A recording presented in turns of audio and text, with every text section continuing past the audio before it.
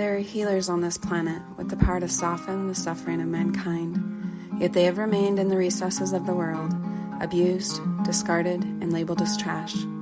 This is The Touch of a Mustang. I am your host, Shalise Clough, and I'm here to tell the story of wild horses, Mustangs, and the humans who are discovering and sharing their gifts while working to protect their well-being and preserve their spirit, so this divine power won't be lost.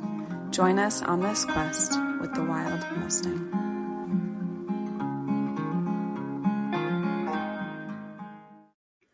Welcome back to The Touch of a Mustang. I've been on a little bit of a break. Not really a break, I just haven't seemed to be able to get it done. So it's been easy to let it go. It's easy to not do things, if you know what I mean. And I just finally decided, I want to keep this going. I want to keep talking about Mustangs and the way they help us. And a lot of the feelings I've had about that recently is exactly what I'm going to talk about today. So today we are going to explore the idea of perfection versus progress.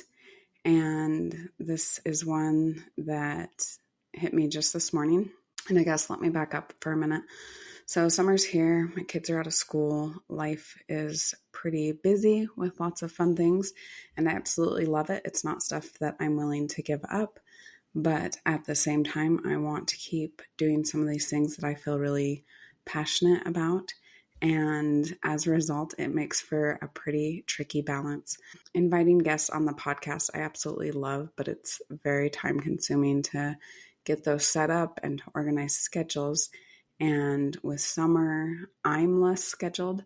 And so I decided that it would be really good for this summer that I wanted to hone in on some of the lessons that Mustangs have specifically taught me and how they have helped me to heal and progress and thrive in some difficult circumstances that have happened in my life. And I don't think I'm unique in that way. I did for a long time think, oh my gosh, this is only happening to me.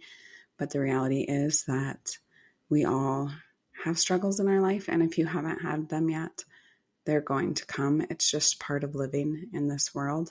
And I think Mustangs,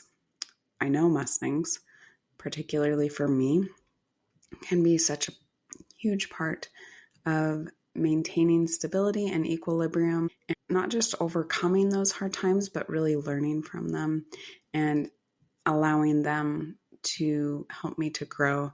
They've been a huge part of that piece in my life. And it hasn't just been them, it's been combined with other things. But I stand by the idea that they have this incredible power to help us hone in on what we need as humans. And so for these upcoming podcast episodes, it's probably, I won't say for sure, if anyone wants to join me, I would love for them to join me, but most likely it's just going to be me. And for the summer, I really want to focus on just hope and healing and getting through those hard times and the ways that horses and other beings and resources, I hate to say resources, that dumbs things down, but other elements of life like nature can be just a huge part of helping us to thrive in this often difficult world. I don't know that I can say that it's better or worse than other ages of times, but we definitely have unique obstacles that we're facing for healthy, happy, courageous living. So that's what this summer is going to be. So if you want to tune in to me talking about some of the things that have helped me, and of course, always talking about Mustangs, then that's going to be coming up on a weekly basis. I'm going to be optimistic. I feel a little weird saying that because it is a lofty goal when the kids are out of school and we have lots of fun things that we're wanting to do. But if I set that intention, it's much more likely to happen. And so that's going to be my goal. And today, it really goes right along with that. As I mentioned before, I want to talk about perfection versus making progress. So I don't know about a lot of you, but a big base standard in my life has been in the past perfection. I am, whether it was naturally or through my environment or school, very focused on perfection, very fixed mindset, like, yes, you are good at this, or no, you're not. I do feel like a lot of that originated with school and feeling this need, which I can't even tell you where it stems from, but wanting to get good grades. And if I'm honest, a lot of it stems from needing kind of that acknowledgement from other people, which I think is a pretty normal thing. We all want to be confirmed in our being that, we're worthwhile, that we're worth being here. We have things to contribute and give. So anyway, for whatever reason, and I don't think I'm unique in this, again, like I always thought, I have so many unique things. I think a lot more people struggle with the same things that I do. I'm really not that special as I once thought I was, that I once believed that all these things were unique to me, my unique problems, my unique struggles. I find they're pretty universal, or that at least there's large groups that can relate. So one of these things that has been a big part of my life is this idea of perfection. And I think it probably started at some point in school, and I can't really tell you why. And it's carried over into other parts of my life that I wanted this perfect view, a perfect marriage, perfect education, perfect goals. Just this idea that there was at some point this period I would reach in my life where everything was like I wanted it to be. And the reality is that's not reality. Life's a journey.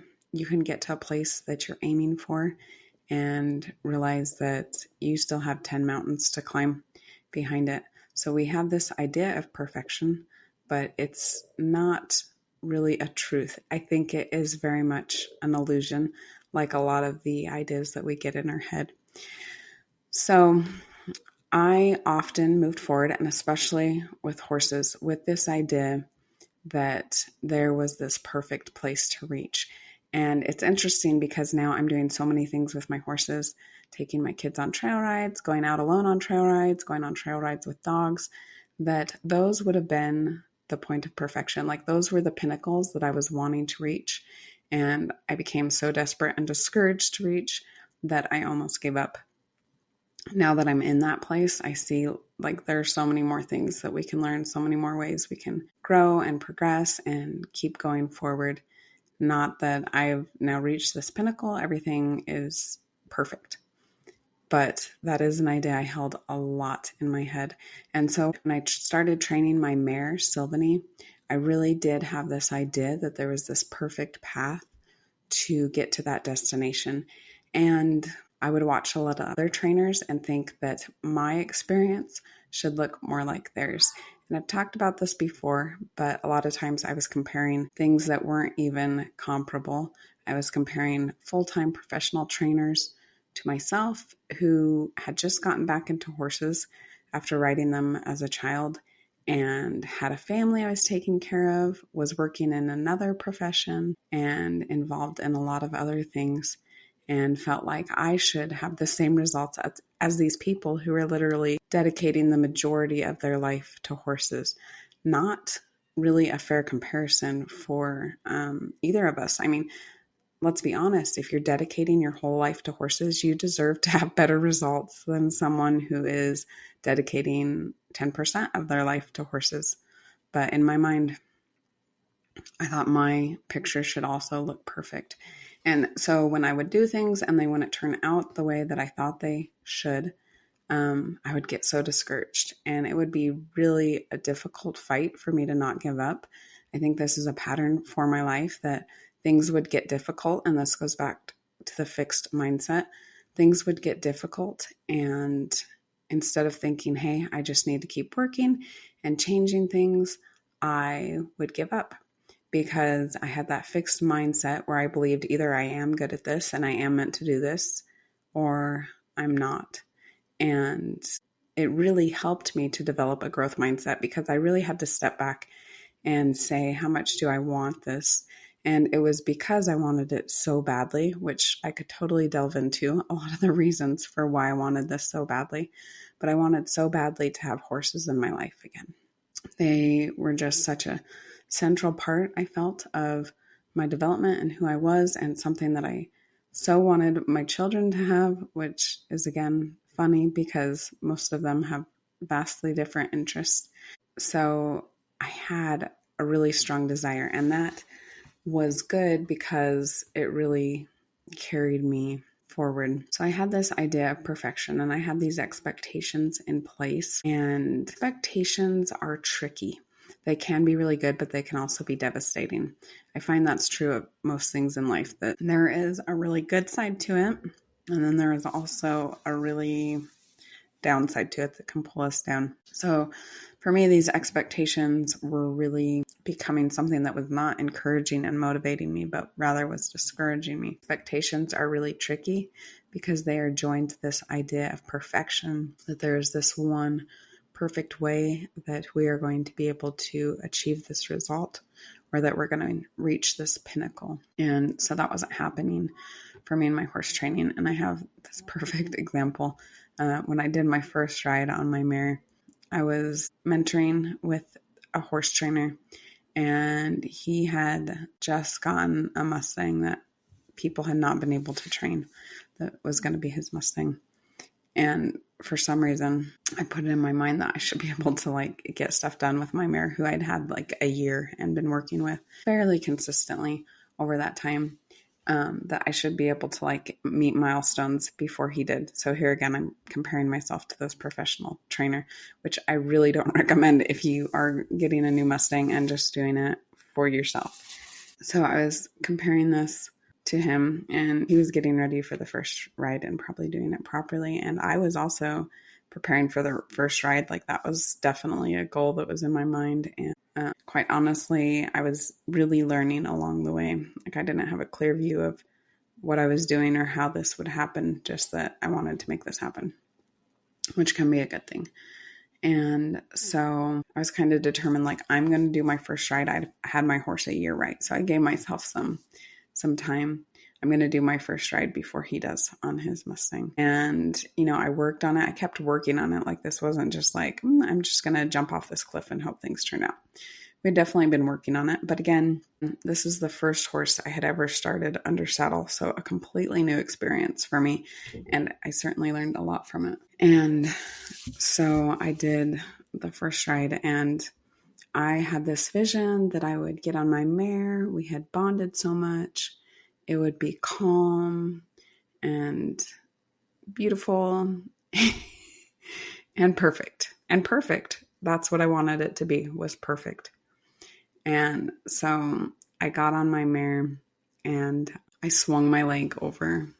And the second I was in the saddle, she took off, jumping around.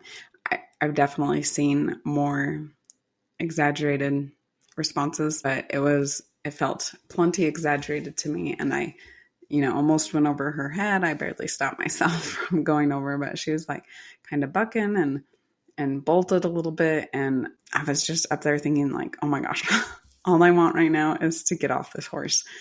This is terrifying. But I was already up there, and she'd kind of calmed down. And anyway, it was not my perfect first ride. It's not how I envisioned it, but it was a great start for us. She bolted a few times.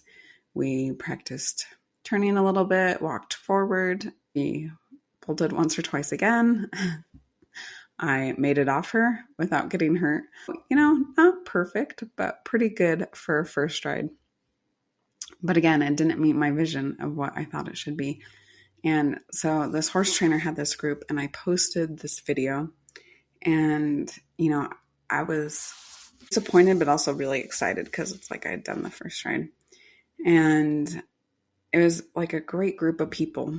But again, remember, at this point in my time, I'm very much coming from a fixed mindset. Either you've got it or you don't. It's not something you can grow into. And everyone was super kind, but even the smallest things they said, I just took as criticism, and I internalized and personalized this into how I had been so unthoughtful and wronged my horse. Just felt so bad that I hadn't prepared her better for this.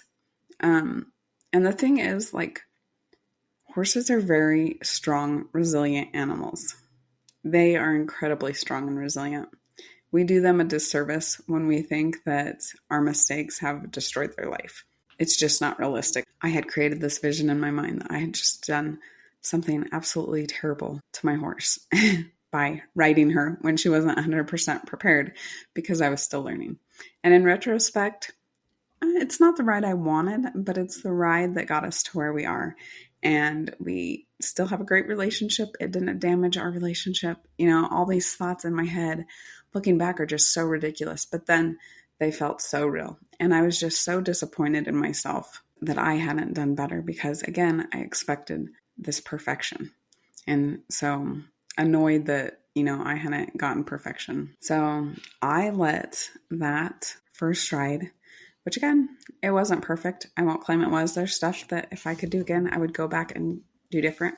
But I also know now I could do a first ride and think that I had prepared properly or the best I could and see that there were places where I could have done better. That's kind of just what life is, even though we don't want life to be that way. But I let all the things I was telling myself in my head. And again, I had this great support system, a really fantastic trainer and other riders who were kind of doing the same thing I was.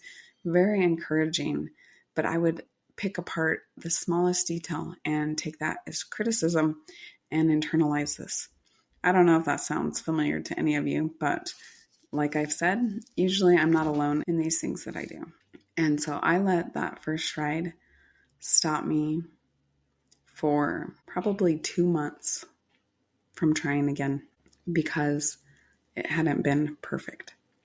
And so what I focused on at that point, and I have thankfully changed a lot because of my horses, but what I focused on at that point was perfection and that I hadn't done it perfectly. And so I wasn't good enough. And that led me to more or less quit for 2.5 months.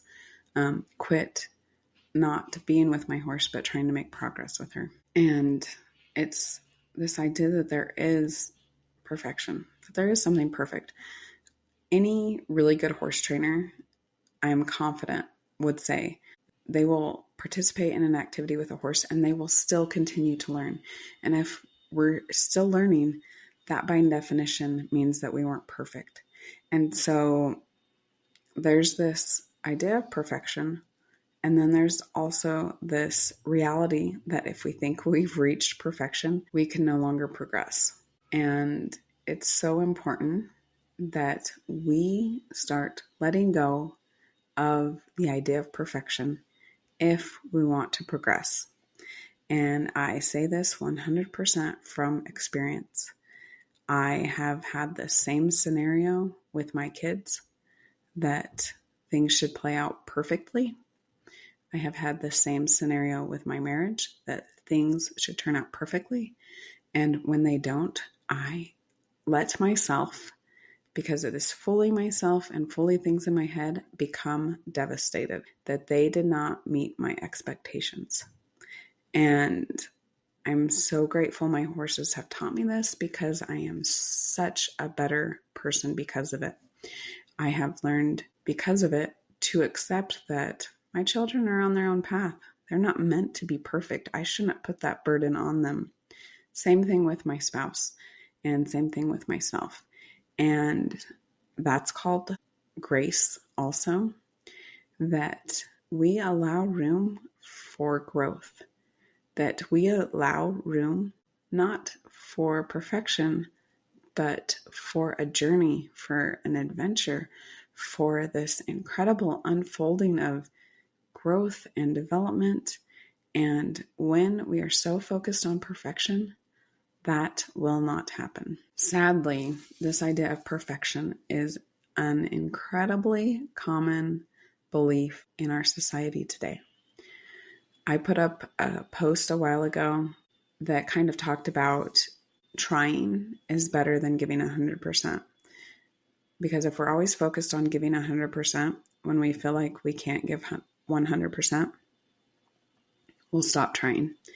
And so I put this post up and it was basically saying like 10%, 40% is all better than 0%. And I related this back to, I teach psychology at the local college, and students will sometimes just not turn work in.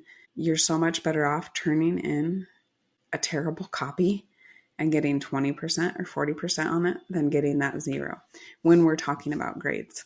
But very relatable to life. You are so much better going out with your horse or going out with your children or going out with your spouse or going to work and giving 20% or 40% or 60% or 85%, whatever we feel like we are capable of. You are better going out and giving a percentage than not doing it, because you can't give 100%. You can't give perfect effort. So yeah, even effort, we place a standard of perfection on in our society. So I put this post up and someone commented, "Bro, this is dumb because you won't get better if you don't go 100%, with 3 laughing faces after it." So for this person, and I don't think he's unique either, you have to give perfect effort or you might as well not try. And trust me, I have lived by that motto that if you're not perfect, you might as well not try. And I can say with confidence from my personal experience, it is so destructive because that causes us to quit, to stop trying, to label ourselves, to make a situation final because it's not perfect. And the other reality here is no one gives 100% all the time, and especially not in every area. There are some really popular influencers who look like they are giving 100%. Like their posts are like, go strong, go hard, suck it up, do it, don't sleep. And they might be giving their all in that one area, but I can guarantee other areas of their life are falling to pieces because it's just not possible, because we're human. We can't do 100% everywhere all the time. And there is something to say for quitting. I don't think quitting is a bad thing if it's done out of deliberate decision. But a lot of times we quit because we don't feel good enough, not because we've consciously decided this isn't something that I need or want in my life anymore. We quit marriages, we quit passion projects, we quit something that our soul is just screaming for, not because we've made the deliberate decision, but we feel like we're not perfect in it. Other people are better. And so we should quit. We should give up. So let's get to that practical application of this, because there are a lot of ideas out there that are like, give 100% all the time. And the idea is that, go hard or don't even try. And that this is your purpose, you're called to this, you're perfect for it or you're not. And those are all ideas that I have at some point in my life taken at face value and tried to implement in my life. And it was 100% my Mustangs that taught me so differently. And I'm just so grateful for that experience. I'm so grateful that I didn't quit, because that desire was so strong in me. So I didn't quit and I kept going, even though a lot of times my efforts looked pretty sad, pretty underrated, pretty dang imperfect. I would even go so far to say as laughable. At least they were laughable to me, that like, this is what you're trying to accomplish today. Something so small and so minuscule. But if they have taught me one thing that has helped me so much in my life, it is to look for the smallest amount of progress. I've shared this before, and I share it because it's funny to me, but it's also so demonstrative of how progress can look. So my mare, when I got her, was halter trained at the prison, and she did great in the corral. We could saddle her. I didn't have a round pen, so really I was working with her in the corral all the time. Like that was the space that I had to ease my anxiety that this Mustang I had wasn't going to run away, and I was going to have to call the BLM and be like, I lost the horse that I'm in charge of. So anyway, we did a lot of work in the corral. And then, you know, of course, there comes a time where you're like, okay, I'm done with time in the crowd. Like, let's move on. You know, it didn't even take a while for me to take her out of the crowd. Like, I was just like, all right, this is going to be great. And I took her out and she had several explosions. And oh, my mare, she is just so forgiving. Like, when I think of the things that she has gone through with me to work beside a human, she's just so incredible because I created so many problems for us. And this is one of them. So I would take her out of the corral and we kind of walk around.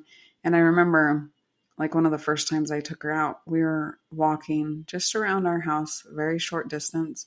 Some grass touched her belly and she exploded. And I am thinking, oh my gosh, you're a wild horse. You should not be exploding because grass touched her belly. Okay, she wasn't exploding because grass touched her belly. She was exploding because this was a new environment for her. She had never walked around with a human to where she couldn't leave when she wanted to. And that was just the tipping point, that piece of grass. But I didn't understand all that at that time. And so here I am thinking, you're supposed to be this wild horse and you're exploding at a piece of grass. And it amped my anxiety up so high. And yes, just again, my mare, she is such an angel. Crazy moment still, but geez, just looking back at that journey, it's just incredible how Mustangs will hang in there for us. And the sad thing is that so many of us bail on them. They would still be there trying, still progressing. And we just say, it's not perfect. It doesn't look like what my ideal was supposed to be. I'm out. So anyway, I created this tremendous amount of anxiety about leaving the corral. And it really clicked one day that, like, you know, I'm asking her to do this thing that is strange and new for her. And we leave the corral, and I'm sure she just felt this spike in my anxiety because my mind is just going a million miles a minute about all the things that could happen. She could get away. I'm going to have to call the BLM. She could kick me, and then I'm hurt and in the hospital, and who's going to catch this horse? And so I'm acting out of all this fear, which I'm going to be talking about next week, and all this anxiety, and I'm just feeding this to her in huge scoops of emotion. Like, I'm sure my anxiety was just buzzing through her. So of course she's going to feel anxious because I'm doing this and I'm terrified because of these stories I'm telling myself in my mind that are life-threatening. They're not life-threatening at all, right? Like, people have lost horses and found them again. And people have, you know, had a horse buck around them, even got kicked by them, which I have, and it's been okay.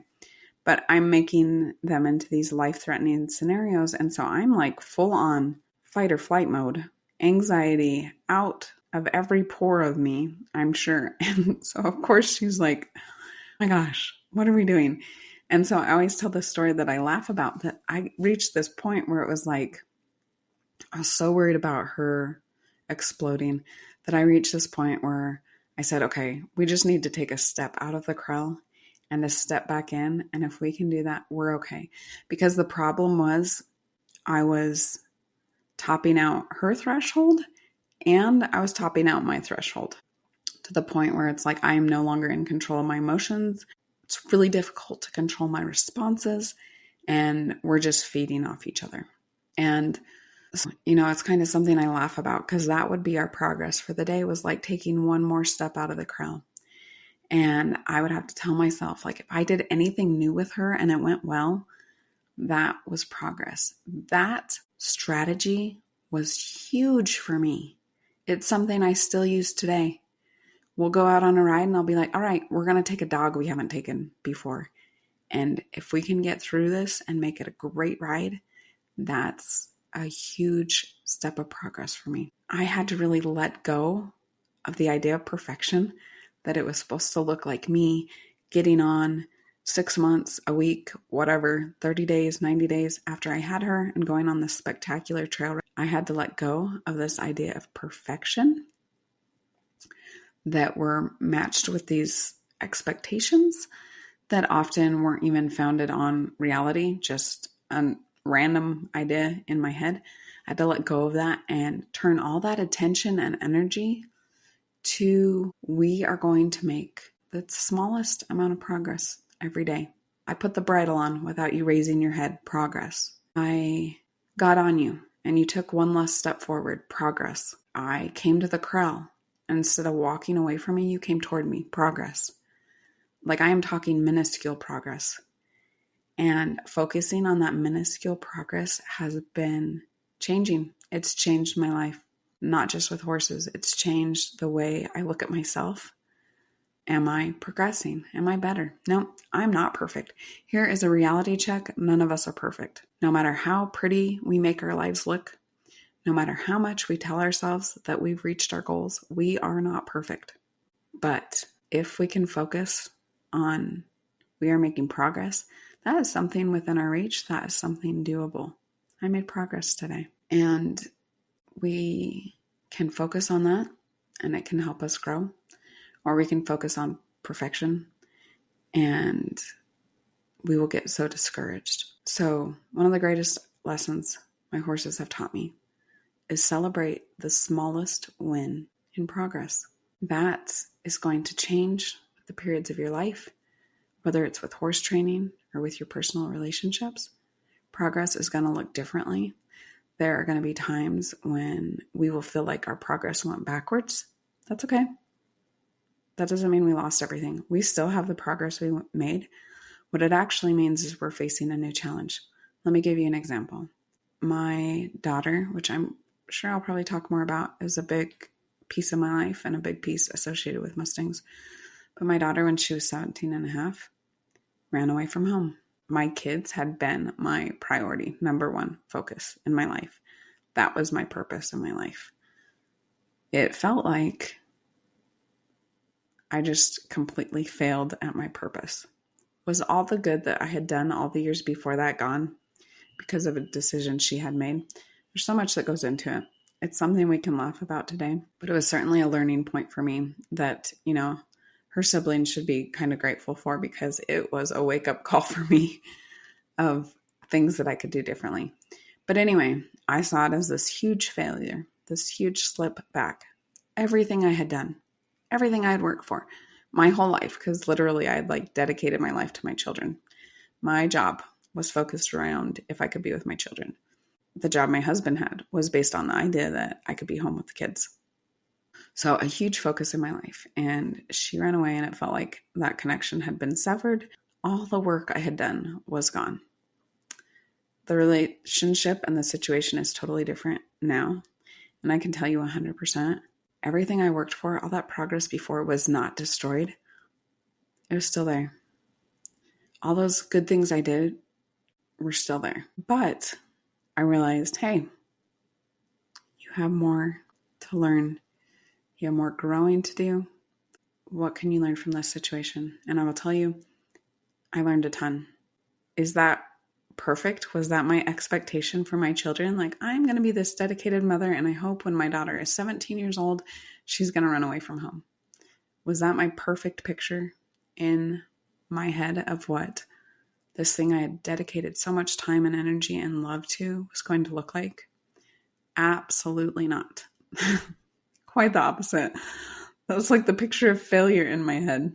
And I definitely did see it as that sometimes, and I definitely could still. Now I'm so grateful because I have learned I can go back and look at that and say, it wasn't a failure. It was part of the journey. It was part of her journey. It was part of my journey. And I would not wish it on myself. It was not enjoyable. It's not what I wanted to have happen. But I grew from it. And I was able to grow from it because I could put focus on progress instead of perfection. That happened a while after I learned it with my horses. So again, they taught me this huge lesson. Stop looking for your life to be perfect. Start enjoying this journey that you have. That is a journey of good things. It's a journey of hard things. It is a journey of unexpected things, 100% unexpected things. It's a journey of what we would call failure or growth and learning opportunities. And that's what makes life beautiful. If we lived in a perfect world where everything was perfect, we no longer had to work, we had already reached the pinnacle of our life, what would we have to work for anymore? We're not perfect. Life is not perfect. It was not meant to be perfect. And I'll just use this podcast as an example. Like, I've been wanting to do it. My goal was to do it once a week. Life got really crazy with kids' graduations and birthdays, and I missed a week. And I can tell you, it could be really easy to let it slide, to not do it anymore. It is so easy to not do things. You don't have to risk. You don't have to worry about if it shows up the way you want. And then I even thought this morning, like, I set a time. I'm going to do my podcast at this time. That time passed. I'm supposed to head out in about 10 minutes to take my kids to the pool. And I could have easily said, like, I don't have time for this. I always set it up. I want it to be perfect. You know, I usually get ready for it. I'm like, I just didn't have the time or energy this morning. So I'm like, I mean, geez, if I'm putting a video out there, I should put some effort into it, right? It should look perfect. I should do the best I can. You know what? Maybe this isn't the best I could do. Maybe I could do better another time. But the other alternative is maybe I wouldn't have done it at all.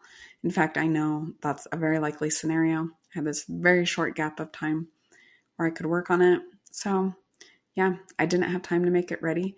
I was actually looking at a totally different topic until right before I got on. So I wrote out like 5 notes. I could have made better notes. The whole episode could have been perfect. Not really, because that's an illusion. But I could tell myself in my head, you should make this perfect. You should probably put some makeup on. You should probably be a little bit more prepared. There are a million reasons I could have talked myself out of it because it's not perfect. And I can guarantee you, I've done that before. And if I did that today, then I would have no progress. I would have no episode. But I feel like this is such an important topic. And again, like, I want to share with people the lessons that we can learn for our life that make it better. And so many of those were taught to me by my work, working with specifically my Mustang mare, the first Mustang I got. And that's something I want to keep sharing. So will that sharing look perfect? Nope. It's something I've had to learn. I will put social media posts out there and I'm like, I spelled or did something wrong and I totally want to redo it. But no, if I do, like, I don't have time to make it perfect. I don't have the capability to make life perfect, and neither do you. Life is not perfect. Let go of the idea that there is some perfect life out there for you. The perfection of life lies in taking this journey, embracing the things it has to teach you, continuing every day to make progress, no matter how small it is, no matter what area it is. It's probably not horses for everybody. It might be learning a musical instrument. It might be finding a better job. Whatever it is, like, if we can focus on progress, even if it is so small, then you are still moving in the right direction. And that is what is so important. So if I have any message today, let go of this idea that things should play out in this perfect way and focus on just taking one small step or one big step. Some days you're going to have huge, great big steps. Celebrate those too. Or the smallest steps, celebrate that. But if you're moving in the right direction, you are moving and you're progressing. And that progress, continual progress, if perfection is anything, that's what it is. So let go of perfection. Enjoy this messy, crazy life that is nothing like you expected, and just jump into it and start working towards the things you want, even if it's the smallest thing every day. Again, this summer, it's probably just going to be me. I need a little more time. I want more time to spend with my kiddos, do those fun things, but I still want to do this. So it's probably just going to be me. And it's going to be a summer all focused on just hope and healing and growth. And I'm really excited for the things I have to talk about next week. unless it changes last minute because something else comes in my head. We're going to talk about faith-based living versus fear-based living. And let me tell you, I am an expert in this area because I have lived in fear-based living for so long.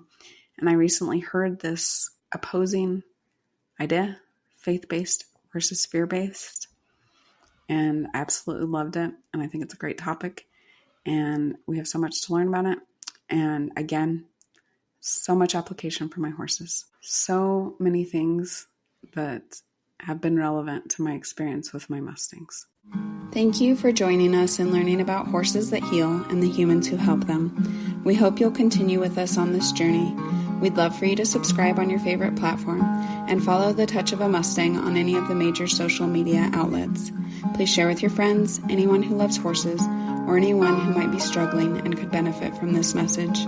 If you have felt the healing power of horses or help them in their divinely appointed mission, please reach out. We want to hear your story. As we say goodbye, always remember that the horse is always there to help you heal.